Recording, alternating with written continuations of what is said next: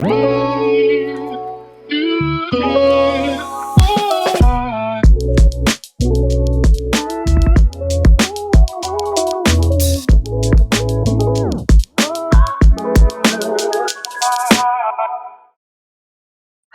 and welcome to Real Menopause Talk. My guest today is Amy Anthony. She's an aromatherapist and aromatic gardener, which she will tell us all about shortly. She tells us how plants found her and how she takes a whole person approach to supporting and alleviating symptoms her clients come to her with. She even shares her greatest hits for female wellness. As with every single interview, I am deeply honoured that my guests choose to share their story with me so I can share them with you. Today, Amy chooses to disclose what she is currently going through, which just goes to reinforce the case for sharing our experiences, not just on a podcast, but with one another, especially when it comes to women's health. Hi, Amy. Hello. It's lovely to meet you. You too. Thank you. Thanks for having me. It's a pleasure. I can't wait to hear about everything that you do. I've not spoken to an aromatherapist or an olfactory gardener. Oh, aromatic gardener. Yeah. Aromatic gardener. I play with plants a lot. It sounds wonderful. My husband would be very jealous. He's turned into garden guy in the last few years and is cultivating plants and herbs and all that sort of thing, which is wonderful. To begin with, would you like to tell everybody a little bit about you, where you come from, where you live, family, that sort of thing? Sure. So thanks for having me, of course, and being pleasure. able to I think just share our stories. So I currently live in New York City. I've lived here since 1999, and I currently am an aromatherapist and kind of like defining that for myself, what that looks like. Because as I'm finding, the more I'm being on other people's podcasts, the more I'm meeting people. People don't know what aromatherapy really is here in the United States, and it's new ground. But just to really give you a snapshot of who I am, I was always outside gardening, weeding, a lot of weeding. I have pictures of myself weeding, but I always enjoy being in plants and being alone and being with plants. And I have fond memories of myself like playing with milkweed and skunk cabbage in the wetlands by where I grew up. And I wanted plants in my life. I needed them in my life. And then, you had to go to college and get a job. So I went to business school. I found market research, surveys, focus groups, that kind of thing. Found it fascinating and loved it, but was feeling empty. Long story short, I was kind of getting miserable at my job. Again, loved the job, we'll never say anything bad about the last company I worked at, but, some people belong someplace. I didn't belong there. I'd go to that huge building every day and be like, why am I here? And I look at it and think this. So I quit my job thanks to my amazingly supportive spouse. And aromatherapy found me. I thought I'd be a personal organizer, and I couldn't see owning my own business. And now I do. But aromatherapy found me. The oils, I think I came across, I'm pretty sure it was peppermint. It was rosemary or peppermint. I bought a bottle at Whole Foods and I was like, oh, I'm going to put this in my humidifier because that's, why not? Let's learn about this stuff. And I was hooked. I became obsessed, read books. I found my first workshop nearby here, this place called Enfleurage. Look them up online. They're great. Enfleurage, New York City, had a workshop. I signed up. I bought oils. I was like taking notes. I bought books and I wanted to become certified. This was in 2012, that workshop. And then I wanted to become certified. And lo and behold, thinking I'd have to go across the country here in the US, there was the New York Institute of Aromatherapy, 3 blocks from where I live. Oh, how and perfect. I went. Yep. I told my husband, I don't know why I need to do this. I'm going to get certified. Okay, Amy, sure. I got certified, got a second certification for my level 2. And Amy, who owned the school, asked me to teach. I taught workshops, and then I became qualified to teach level 1 certification and then level 2 certification. So literally, I was lost. The plants found me through essential oils in a nutshell. And then I was asked to teach and take on this role that I never thought I'd be doing. And now I just won't shut up about it. That's the best way. When you find something that you're passionate about, just don't shut up about it, because then everyone else can learn and get the passion as well, which is great. Whereabouts in terms of perimenopause are you? So that's an interesting question because I got an IUD because full disclosure, never wanted to have children. And didn't want to. This was back when I was working in corporate America. Really didn't want my period. And I have had an IUD. I have my little card still, I think since 2012. It was around the time I took that workshop. Mm-hmm. And to this day, I have an IUD. So where am I? Good question. I have no symptoms of anything. I hate the word symptoms, but it's a dicey question. It is. I don't know. And sometimes life can be stressful, and so you might feel a certain way because life, and then later be able to attribute it to hormonal transition or hormonal fluctuation or something, some such that is similar. But if you don't feel anything, I think that sounds like a good thing. Symptom-free is a positive state to be in. Yeah. I was sharing with you, is it too soon to say that I have fibroids and I didn't know I had them? I'm 44 years of age and I had no idea I was in a lot of pain. And then it turns out I have this fibroid that's like huge. But it was just like the more I have spoken up, when I say to women, like friends, and like I had a massage recently, I just said something. She's like, I just had fibroids removed. And like the more I'm speaking up, the more like most women are like, I've gone through that. And like, why is no one talking about this? Anytime I went to get my checkup, nothing ever popped because she was always looking inside and checking out the IUD and stuff. Because my fibroids are on the outside of my uterus. And suddenly I just had this terrible pain. I'm like, this is not normal. And I called my doctor's office and then I had an ultrasound done. And it was just like, wow, okay. When I treat myself right, and this goes into your conversation, I notice when I sleep well, I'm pretty dedicated to going to sleep every day or getting ready for bed at 10:30. I've really cut back on caffeine. I'm trying to treat my liver as kindly as possible. Like an extra glass of wine, I'm like, let me rethink that extra glass of wine.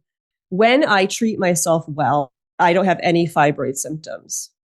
So, I have my IUD and I'm treating myself well. So it's like, that's interesting, right? So I'm like, let me take care of myself as I go on this journey. And I'm not even turning to essential oils. I'm like, diet, make choices, go to sleep. When you do have somebody who is going through perimenopause and does present with symptoms, maybe fatigue, maybe anxiety, maybe the hot flashes, or any number of situations, how do you help them with the essential oils? Yeah, so this is a really cool question because in my training as an aromatherapist, we're always taught to look at the whole person and how are you presenting. So if someone wants to address the hot flushes, and I have some fun stuff to share, and we want to look at that, but we'd also have this conversation like I'm sharing of, let's talk about your diet. Are you getting enough water, your sleep, how much caffeine, how much alcohol? Like, let's just look at yourself. And the more you help yourself, the more your body is happy, right? So I'd have that discussion with the client. But I'm always going to go to the greatest hits saying, like, if this is related to your hormones and any transitions you are in life, I want to ask, I never ask people, like, I want women to get hormone panels done. Like, what are your levels? So you could find a baseline and then get, maybe test yourself and see where are your levels to really get a picture. And then we talk about how to apply oil. So let's say by the way, today, in my little ultrasonic diffuser, which I often diffuse hydrosols in, so not essential oils, I was diffusing clary sage hydrosol and Vitex hydrosol. Those are two women's friends for any stage of life. So clary sage, there's still controversy about this, and I saw an upcoming conference someone will be talking about clary sage. People say it's estrogen-like, and it's not. It just helps promote, it promotes estrogen wellness. Let's say that. It's known, even the flower looks like the fallopian tubes when you look at it. It's really interesting. So clary sage is a greatest hit by inhalation. Maybe you make yourself a massage oil to apply to your body. Clary sage will be like pro-femininity, pro-estrogen. Vitex berry, also called Vitex agnus castus, it's called chaste berry. It's been an herbal remedy for a long time for working with progesterone balancing. And I think a lot of people kind of forget when we talk about women's health to even think about progesterone. So I was diffusing those two today, just kind of thinking about me and my fibroids too, and thinking about speaking with you. And I didn't have coffee today because I really am like no more 1 cup in the morning. I'm like, I want to get rid of coffee or caffeine. I put 2 drops of rosemary essential oil into the diffuser. So promoting feminine balance plus alertness.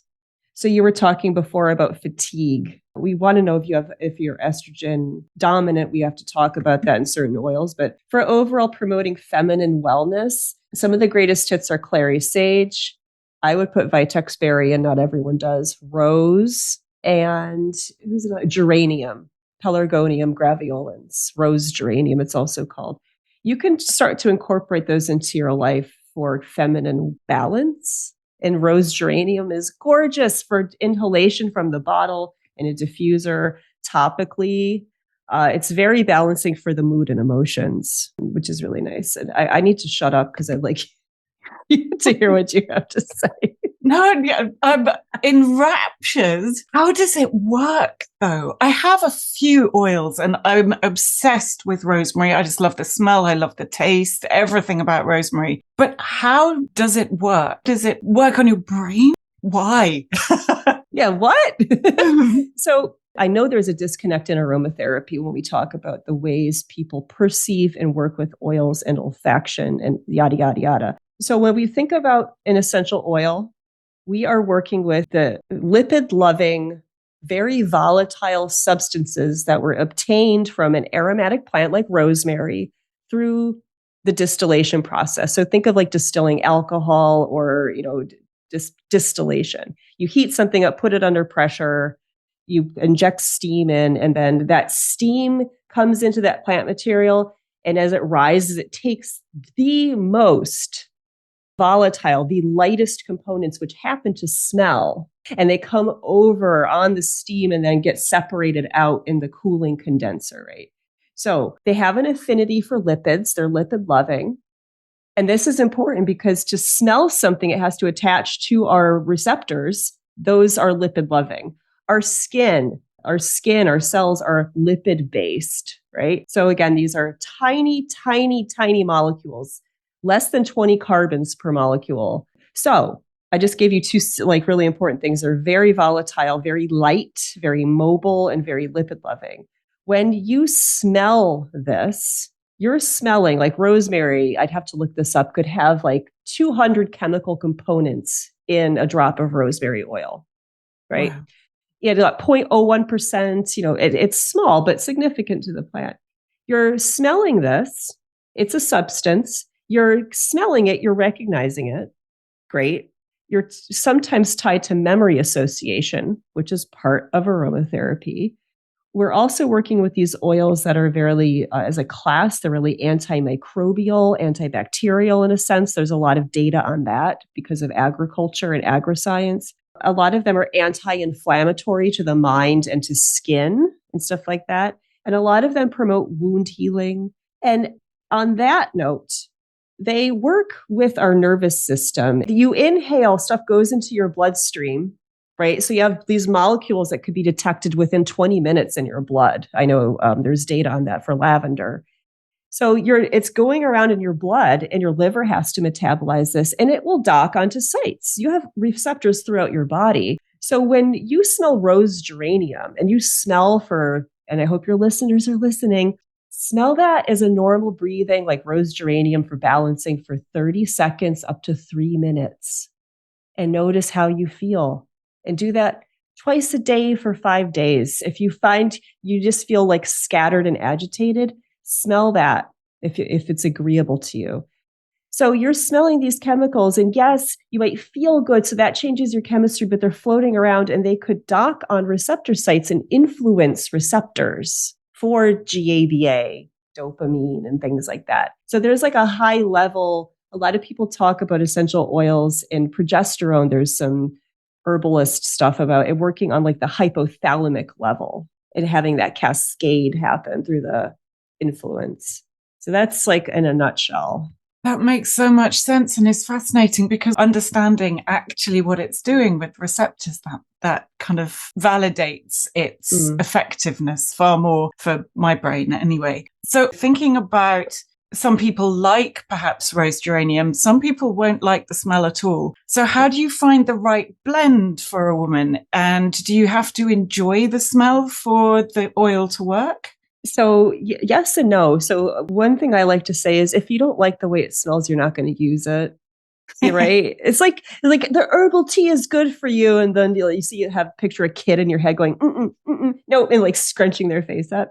So as an aromatherapist, you'll like someone would come to me and say, "Oh, I have these issues. Let's talk about it," and then I will pick oils that I think would be beneficial, and then say, "Hey, let's build a blend together." And if you don't like the way something smells, we're not going to use it because I want you to crave applying your product. I want you to love your product and I want it to help you.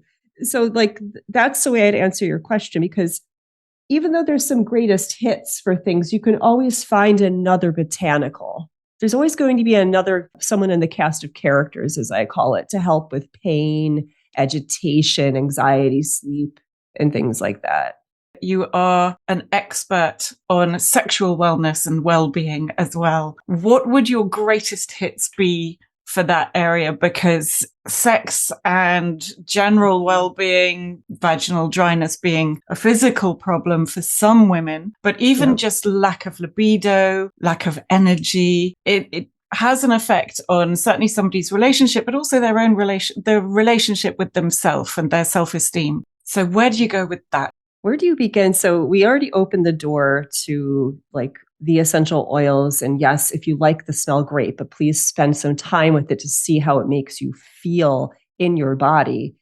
And some of the kind of greatest hits I would turn to.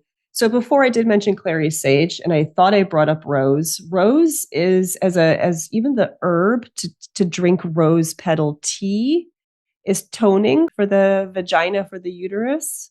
So really incorporating rose as the botanical into your life could be really nice. I'm weary of just meeting someone like for the first time on a podcast and saying, let's talk about internal use of stuff. Let's take some training. So I'm not encouraging that. Clary sage, I've seen it multiple times, and it doesn't mean it's for everyone, is euphoric. It can I've seen a room explode in a sense once when I was teaching and I had clary sage. I wish you could see me. I wish you guys could see it. It just becomes, people can become excited and heady and really exuberant and euphoric. And that's something to think about blending with. Rose is a friend for especially women, all ages, but as we age, for moisture. But rose is for the heart compassion. I think it's a true time-old story for just practicing self-love and compassion to be like, I'm okay with this. This is me now. And maybe you're thinking about your partner that you're like, I don't want to have sex because it's been uncomfortable. But maybe it's like thinking of your love for someone else. Because when we slow down and maybe pay attention to each other and give each other a massage, that opens the doors, which also brings in someone like patchouli or vetiver. And time again, I have a video on my website on patchouli. And every time I work with patchouli, it just helps you sink into where you are. And I always say it helps you get into your hips. So think about your lower chakras, into you, and settling in and feeling like, hey, yeah, let's chill out and maybe spend time together and think about warming up. And then think about ylang, which is also, it's often used in replacement of jasmine because jasmine's more expensive. Ylang is she goes a bit with clary sage, where you could bring that in to bring in this I always just picture a woman laying on a couch, in repose and feeling very sexy. And that's also the character of jasmine. So I'd like to think there's science. I don't know that these bring in oxytocin feelings. I don't know if it's working with oxytocin. I wish I knew, but I named a few there that are bringing in that in your body, floral, sensual, gorgeousness. And this could be really nice, a blend I always get my dilution off after all these years. If I take a 1 ounce bottle or 30 ml bottle and put like 15 drops of oil in there, that could be very nice. How do you put it all together? So I'm making something for a client I saw last week. It was related to sleep and foot pain. And I was so happy because this was a cis male. I will present the oils and select 3 to 5 oils. We're not making perfume, right? Where I'm like, maybe I present 8 to 10 oils. Say, let's find a blend that works. 3 to 5 oils. And let's say this was for essential patchouli. I'm picking patchouli, ylang-ylang, and rose. Those go very nicely together. I will pre-blend it in a little bottle. So I would first be like, hey, are we going to make you a massage oil, bath salts? We'd figure out how the person wants to work with it because not everyone likes those roller balls and stuff. So you like the way your blend smells. You want to apply it. How will you apply it? So that delivery mechanism, like I'm holding up a body oil right now, 2 ounces. If you like that, well, if I'm going to make you 2 ounces and it's going in your body, I need to blend my essential oils so they fit in a proper and safe dilution rate because essential oils are incredibly concentrated substances that are very powerful and can actually give you reactions on your skin, right? We can become irritated on the skin. So I was just giving you a classic before. If I was blending a 2 ounce bottle, I go in a dilution rate at like 2.5 or 3%. So like 30 drops of my blend. And then I blend my patchouli, rose, and ylang-ylang based on olfaction. Because you could do 5 drops, 5 drops, 5 drops, but rose is really expensive. It's also really intense. So you think about how am I going to blend this to make it smell almost like perfume. And not every aromatherapist will blend that way, but many do. It sounds like such a skill and an art. So you are blending science and art, and it's super personal to the person that you're working with, both on symptoms or what they want to achieve from it, as well as how it comes out. It's amazing. Like you mentioned your fibroids earlier, and you said that you were going to have medical intervention. Can I ask, does that mean surgery? Yes, I am opting for surgery. Many of my guests and listeners as well have had a hysterectomy or fibroids removed, obviously surgery. So do you have any recommendations for healing mentally as much as physically post-surgery? I'm going to be my own case study. So I think I should follow up with you. Yes. I'm just going to share this with you because obviously having surgery is a personal choice. And I was thinking if these were smaller, I have one, I'm just like, when I saw my MRI results, I was like, what? I thought about this a long time and I talked with close friends. I was like, okay, I thought about getting a hysterectomy and I hate that word. I hate that word so much. We need to get a new word, hysteria, right? God. And now I think I'm just going to get the fibroids removed. So I'm mentally ready. I've prepared myself. I did what's right and what feels right for me. And I wasn't listening to other people, but taking input. So I'm prepared mentally. So I'm going to have the surgery. And what I will do is I'm going to make myself a gorgeous body oil with essential oils after I'm told I could start to work with the wound. I don't care about scarring, but it's something I'm a case study for myself. I do want to see how these gorgeous nut and seed oils help. So rosehip oil is going to be nice. Tamanu oil is going to be nice. I will be working with probably rose essential oil, likely sandalwood, which is, be careful with that because it's over harvested. I might use rose geranium, but I will be making myself a topical application to love my body. I haven't wanted to have sex. I'm like, there's this thing inside of me that's huge. I feel disgusting, but I try to keep myself in a positive mindset every day. So I will be, as I share, doing topical application. And I'm going to do what I do most days is I try to wake up and I say, like, I'm grateful to be here. I'm happy to be here. If I feel down, I really encourage, if your listeners are inspired by some of this, like, go find an aromatherapist by you, a local one. There's great essential oil companies out there that are reputable brands. You're in the UK, correct? Yeah. Oshadi is one in the UK. Florihana is nearby in France. But you can find blends on there. But just remember, if you're feeling a little down, like again, some of those greatest hits I mentioned, maybe you want to buy expensive rose oil or the clary sage or the ylang ylang to help your mood. Patchouli to feel sensual. Vetiver is a grounding oil that smells. It's grounding. It's earthy. It's from a root. It's very calming and lovely. And like, I work with the oils a lot to help me with mindset.